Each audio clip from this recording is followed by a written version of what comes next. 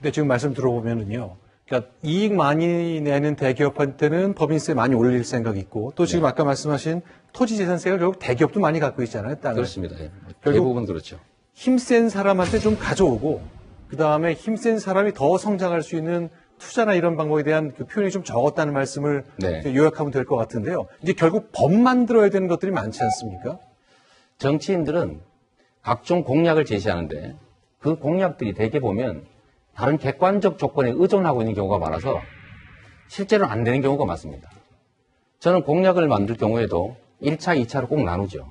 예를 들면 국회 협조를 받지 않은 상태에서 대통령의 권한만으로 할 수 있는 일들을 저는 공약합니다. 예를 들면 어떤 법을 만들어서 할 수 있는 일의 공약이라고 하는 것은 입법기관이 동의 안 하면 못하는 거 아니겠습니까? 그래서 그 말씀을 하나 드리고 싶고 일자리 만드는 것에 약간 부정적이셨는데 네.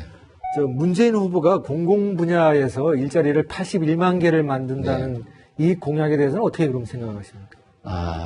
참 어쨌든 같은 팀인데 그분 얘기를 하긴 좀 그렇고 제가 이렇게 말씀드리겠습니다. 저는 공공 일자리 영역의 새로운 일자리는 저는 30만 개 정도 생각하고 있습니다.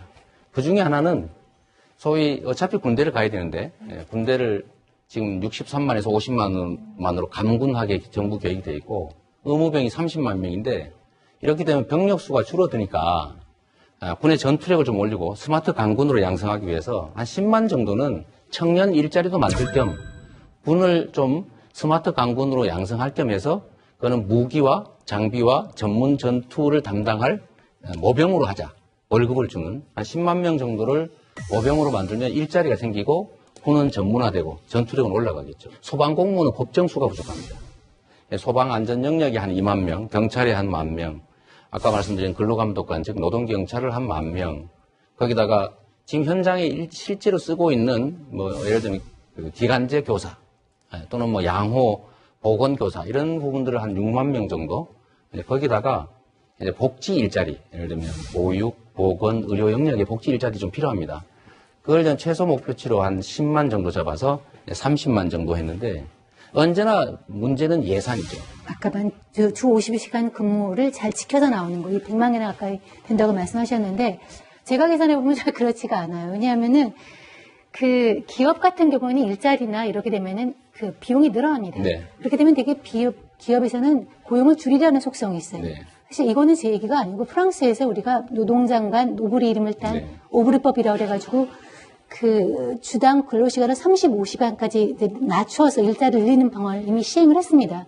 근데 많은 사람들이 평가하시 다 실패했습니다. 일자리는 별로 늘어나지 않고 돈만 풀리면서 인플레만 유발했다는 게 이제 많은 평가들이거든요. 그래서 이렇게 시장님이 공약하시는 것처럼 이렇게 나이브하게 일자리가 근로시간을 감축한다고 해서 일자리가 늘어나는 것은 아니다. 왜냐하면 기업들은 그렇게 되면은 노동자를 갖다가 근로자를 갖다가 채용을 줄이려는 속성이 있기 때문에 그런 거를 감안을 하셨는지 너무 좀 장밋빛 공약이다 이런 생각이 들었어요. 제가 알기로는 지금 그 수출 대기업들의 제품 비용 중에서 인건비 비중이 대개 8% 정도 차지한다고 알고 있습니다. 이 8% 정도의 인건비에 예를 들면 일부 인건비 증액이 나더라도 전체 제품 가격 대비 비중 크게 안 늘어날 수도 있습니다. 제가 말씀드린 것은 힘든 중소기업 영역이 아니고 예를 들면 지금 재벌 대기업들이 쓰고 있는 사내하청이라는 이름의 불법 파견 근로가 40만 명 정도 된다고 합니다. 실제로 우리 재벌 대기업들이 자신들의 기술 개발이나 역량으로 실제 얻는 수익도 있겠지만 그중에는 노동자들의 일자리의 질을 떨어뜨리면서 또는 초과수당을 제대로 지급하지 않으면서 축적한 그런 이익도 꽤 많다고 보여지는 거죠. 오늘 좀 말씀 들어보니까 대기업이 이제 우리 고칠 것이 많이 있습니다. 하청 관계도 있고 여러 가지 있습니다만 저도 이제 기사 보고 알았는데 이재명 시장님 저 재산 관리하는 것 중에 대부분 상당 부분이 대기업 주식에 투자를 하셨더라고요. 그래서 대기업은 싫지만 대기업이 나쁜 관행으로 이득을 많이 내는 것은 거기서는 이익을 보고 싶은 것 아닌지 그건 어떻게 설명하시는 거죠? 일부에서 오해하시는 것처럼 제가 대기업을 싫어하는 게 아닙니다. 그 대기업을 지배하는 잘못된 지배 구조에 대해서 문제 제기를 하는 것이죠.